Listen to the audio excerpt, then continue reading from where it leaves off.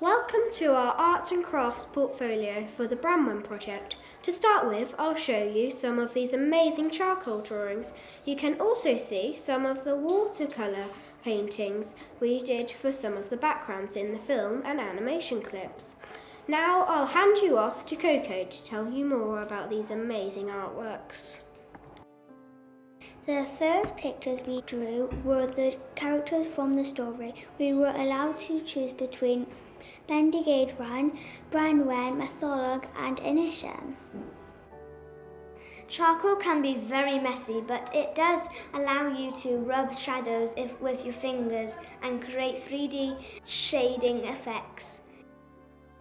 If you draw your portraits big enough, you can produce great details in your drawings. You can see that all the pictures fill the paper.